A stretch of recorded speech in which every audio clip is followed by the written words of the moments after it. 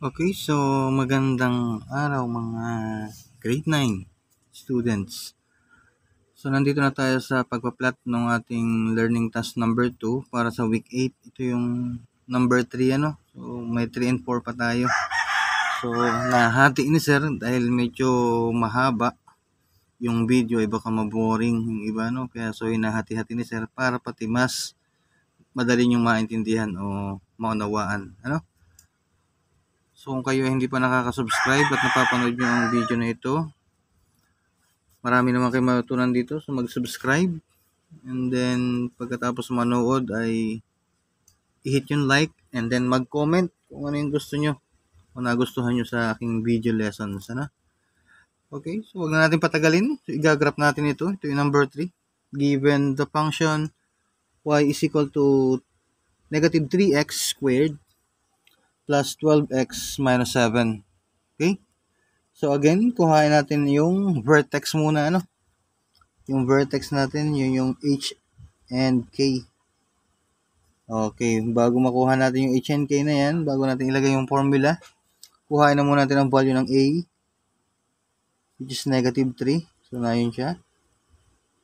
Yung b is positive 12. Ayun sa constant ng ating linear term. And then yung c, which is negative 7. Yung constant, ano? Constant term, negative 7. Okay. And then, kuhain na natin ang h. Formula natin, h is equal to negative b over 2a. Okay? So, h is equal to negative. Ano yung b natin? So, positive 12. So, ilalagay lang natin 12 over 2 times the value of a. Ano yung a natin? Negative 3. Okay, h is equal to, so negative 12 over 2 times negative 3 is negative 6. Tama ba? Okay. So h is equal to negative 12 divided by negative 6 is positive 2. Okay. So, meron na tayong value ng h. So, k naman. K is equal to 4 times a times c minus b squared all over 4 times a. So, k is equal to 4 times a, negative 3, times c is negative 7. So, na ito. Kita nyo? Okay. So, all over 4 times a. Ano yung a nga natin? Negative 3. Teka, nalimutan natin yung b squared minus b squared is 12 quantity squared. Malilimutan pa na siya. Okay, so na yun. No? So, makikita nyo rito, so gumamit na ako ng ball pen so para mas malinaw, ano, malabo yung, kasi ito ay grid line, ano, so graphing paper ang ginamit niya sir para makitang-kita ninyo. So, k is equal to 4 times negative 3 is negative 12. So, negative 12 times negative 7 is positive 84. So, kung makikita nyo sa inyong calculator, positive 84 yan. Okay, ganito na lang. So, negative 3 times negative 7 is 21. Positive 21 na, negative times negative. 21 times 4 is 84. Diba? So, minus 12 squared is 144. 12 times 12 yun, ano? Perfect squared number. 4 times negative 3 is negative 12. Okay. So, k is equal to, so 84 minus 144. So, syempre, negative siya kasi mas malaki yung pangbawas. So, that will be negative 60. Ano? Negative 60 over negative 12. So, divide lang natin siya. So, negative 60 divided by negative 12 is positive 5. Diba? Tama ba? Okay. So, meron na tayong vertex. So, ilagay natin V. So, yung H muna, 2. And then yung K, 5. Ba't napalaki na yung 5 natin? Sorry. Okay, ganun lang. Yun. Ginawa ng paraan. Okay. Pagkatapos natin i-solve ang ating vertex, punta tayo sa range. At saka domain. So again, domain. So siya yung x, And then yung range. Siya yung y. Okay, ilan nga? Ang kukuhain natin dito, 5, Kasi gitna natin yung vertex. 1, 2, 3, 1, 2, 3, 4, 5. Okay, and then lagyan na lang natin dito. Yun. Okay. So vertex natin gitna, 1, 2, 3. So yun ay 2. Yun yung h. And then ito yung 5 natin. Okay. So kita pa naman sa camera, Nandito na tayo. And then, paano nga tayo mag-set ng ating domain? So, pakanan. So, dadagdagan lang natin ng isa, So, 2. Ang kasunod yan ay 3. And then, ang kasunod yan ay 5. 5, sorry. 4. I'm sorry. 2, 3, 4. And then, pag pakaliwa, bawasan na ng isa. So, 2 minus 1 is 1. And then, 1 minus 1 ay 0. Okay. So, again, ito ay along x-axis. Bakit naging 5? So, 0, 1, 2, 3, 4 ang ating domain.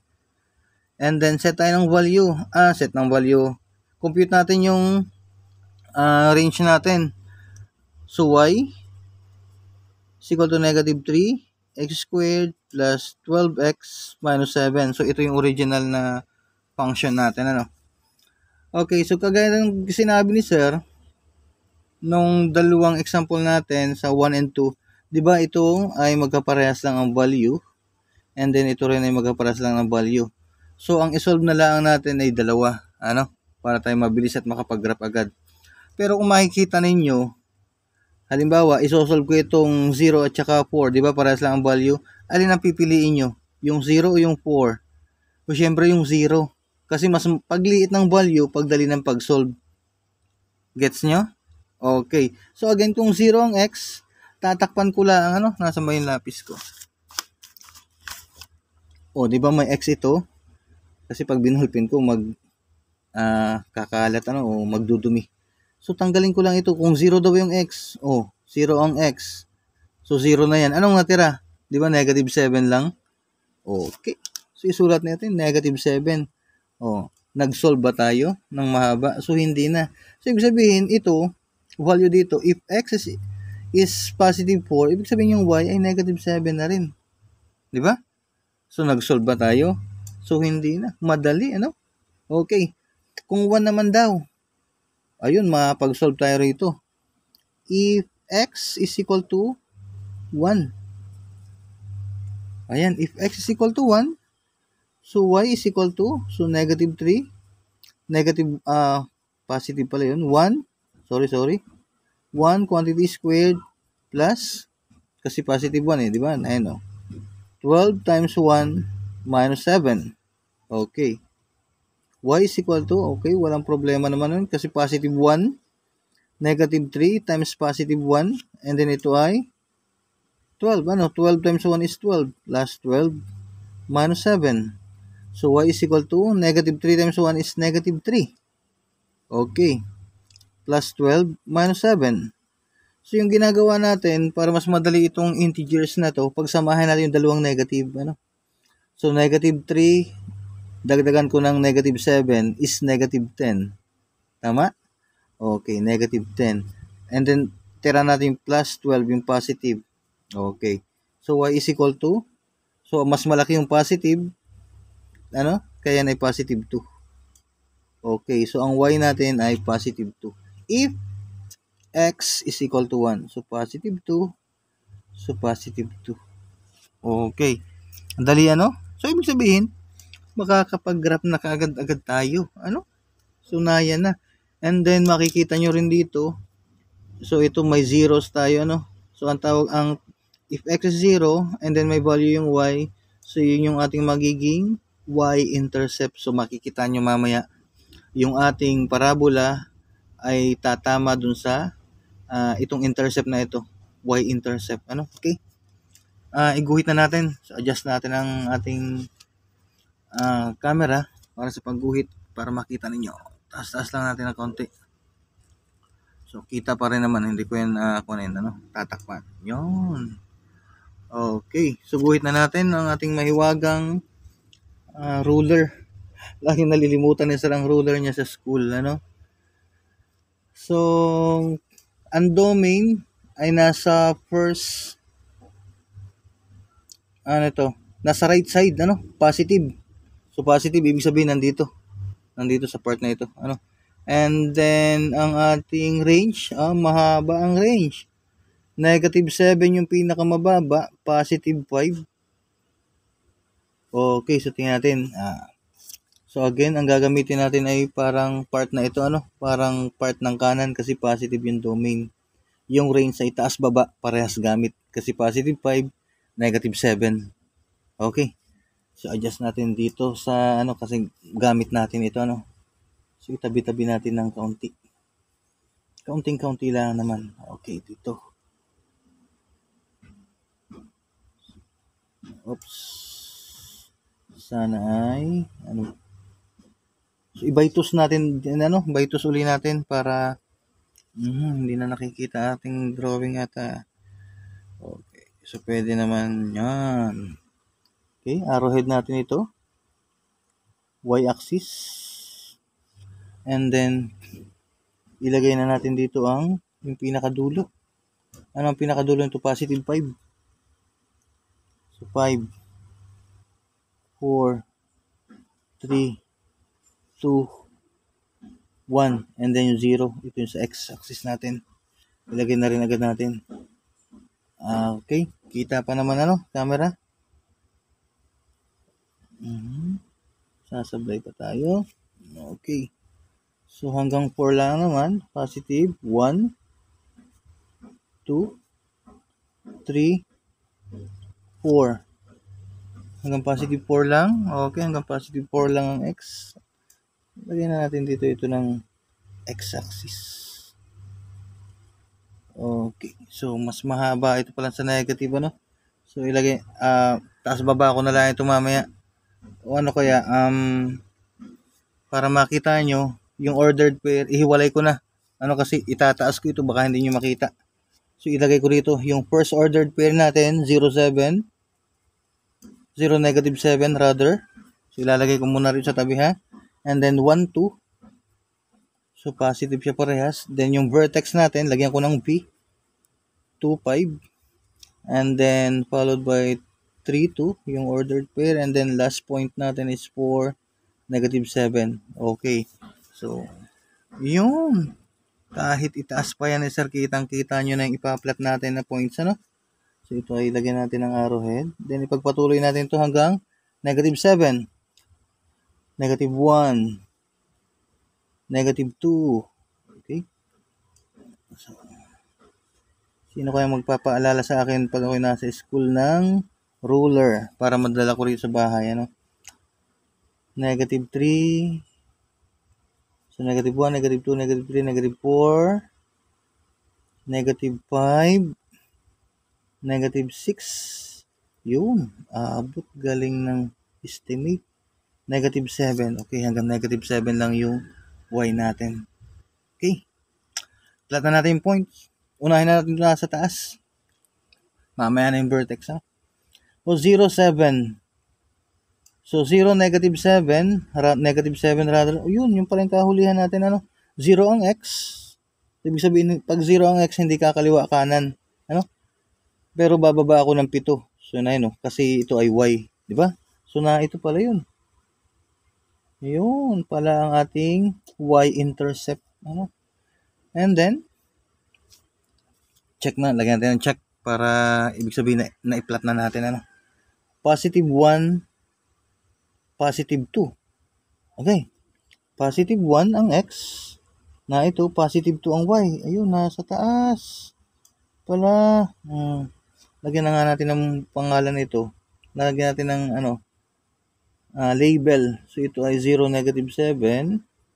Again, pag points, pag kung na yan, so tatandaan, lagi nyo tatandaan, nakalagay sa close and open parenthesis, baka makawala. Hindi joke. Kasi siya ay ordered pair, So, ito ay positive 1, 2. Okay. And then yung okay, check, vertex, yung, ito, positive 2 ang x, and then positive 5 ang y. Ayun, nandun. So, ito ang vertex natin. Positive 2, positive 5, Okay. So, check. And then, positive 3, positive 2. Positive 3, positive 2. Ayun, katapat lang pala nun.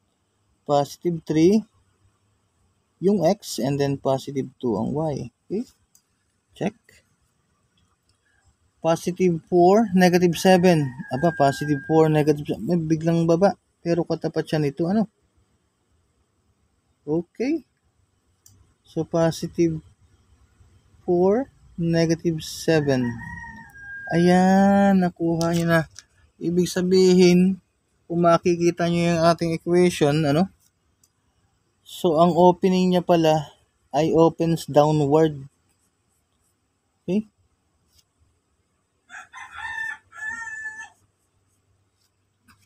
Ang opening na makukuha natin ay downward. Ayan na.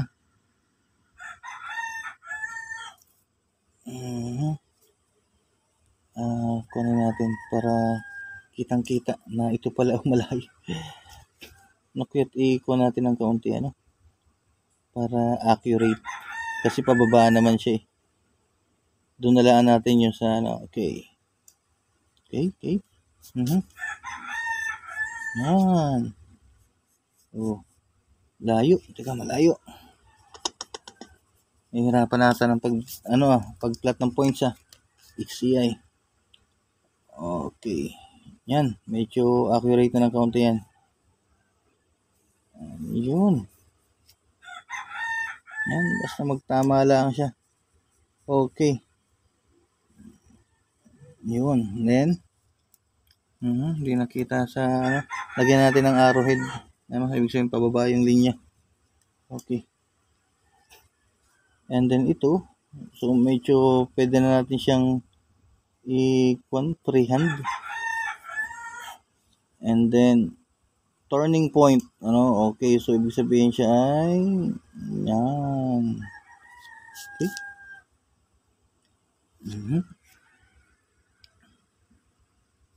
And then, ito ang medyo, okay, yan. Okay, so pwede na. Yan. Okay.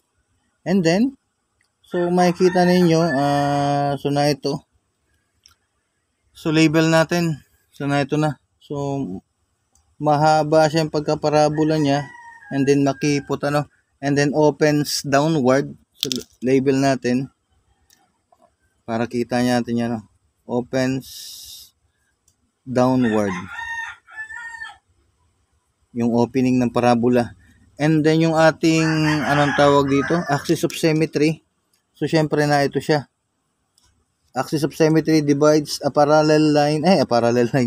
horizontal line that divides the parabola into two equal parts. So ito siya, diretso siya. At ang equation niya ng axis of symmetry ay x is equal to positive 2. Yun. So ito yung axis of symmetry. Okay. And then ang ating anong tawag dito, y-intercept. So makikita nyo, dumaan siya, y-intercept. Walang iba kundi dito, So lagyan din natin to ng label, y-intercept. And then pag hinanap sa inyo kung ano yung y-intercept niya, ay di ito na yun mismo, yung point mismo. Sir, nasan dyan yung x-intercept? So na itong x-intercept niyan. Ano yung value niyan? I-solve natin. I-solve natin. So, buhat doon sa equation natin. So, let y be equal to 0. Okay, so 0 is equal to, yung equation natin, negative 3x squared plus 12x minus 7. Okay, gamitin na natin ang ating quadratic formula para mas madali. So x is equal to negative b plus or minus the square root of b squared minus 4 times a times c all over 2 times a. Okay? So x is equal to negative b plus or minus. So b squared, ang b natin ay 12. So i-squared ko siya. Medyo i-shortcut ko ng kaunti kasi wala tayong space, ano. So ito naman ay alam niyo nang gamitin, ano. So b squared, ang b natin ay, hindi ko pa palagi binago ito ay 12 pala, sorry. Okay. So 12 squared is 144 minus 4 times a. Ang a natin ay negative 3, so yun ay 12, ano. So 12, ay may 4ac na tayo dito. Yung kanina, yung sa pag-solve natin ng k. So kung makikita nyo, ang value natin dun ay positive 84, ano. So isa-subtract lang natin 84 all over, kaya lang dito ay 2 times negative, ang a natin ay 3, kaya na ay negative 6. Okay, so x is equal to, again, negative 12 ito, yung b, plus or minus the square root of, so 144 minus 60, ano, minus 80, 144 minus 84, 60 divided by negative 6. Tama ba? Okay. And then x is equal to negative 12 plus or minus, ang square root of 60 dito sa aking calculator is, ano bang square root ng 60?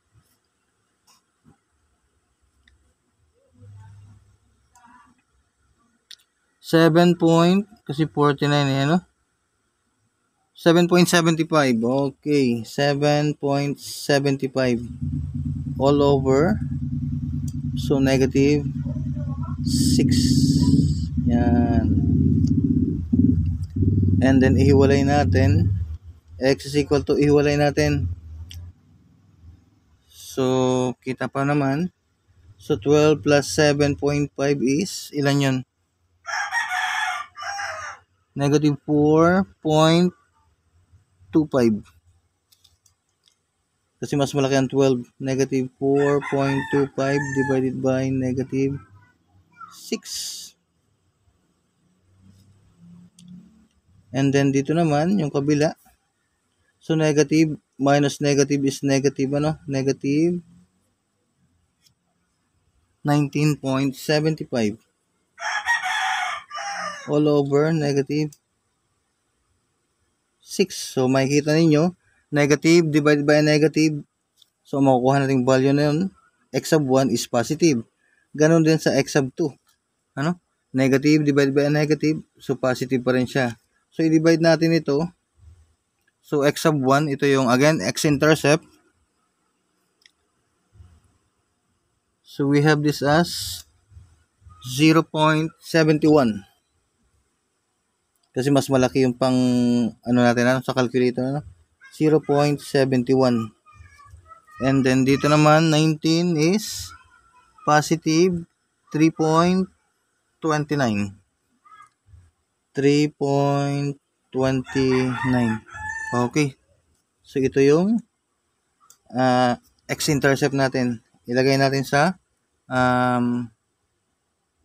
ordered pair. So 0.71 and then ang y ay 0. And then dito ay 3.29 and then ang y ay 0. At saan nyo makikita ito? So na yun, no? Diba? So 0.5. So makikita nyo, 1 kasi ito, 0.5. So 0.71, okay? So almost there, ano? Ilagay kaya natin. So 0.71 and then ang y is 0. Yun yung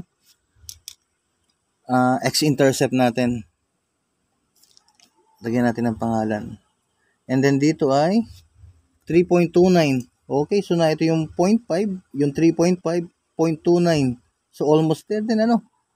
So 3.29 at saka 0. Okay, lagyan natin ng label. So ito parehas, itong point na ito ay x-intercepts. So dalawa ano. So buhat sa solution kita, and then sa graph kuha din natin.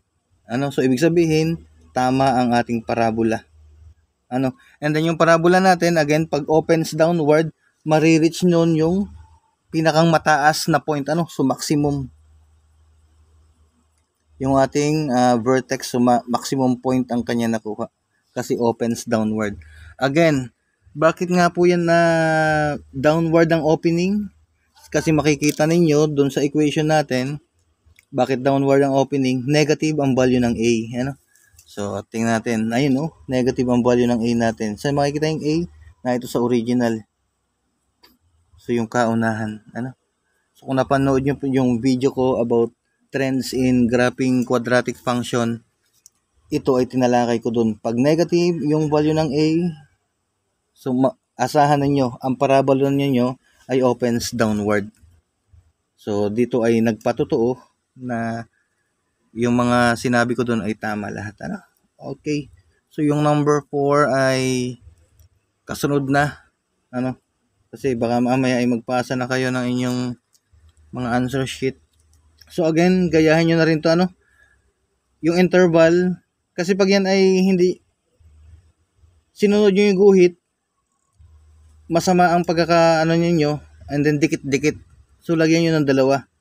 Pero kung halimbawa ay itong solution ay ihiwalay nyo at itong graph ng parabola ay ilalagay nyo sa isang buong graphing paper, gawin yung by 3 yung interval para mas maganda ano, para hindi siya dasik. So, hindi naman ito dasik pero maganda rin gawa ko yan. Okay, maraming salamat. Lalo sa mga nag-like, nag-comment at nag-subscribe sa aking channel. Thank you very much. Bye-bye.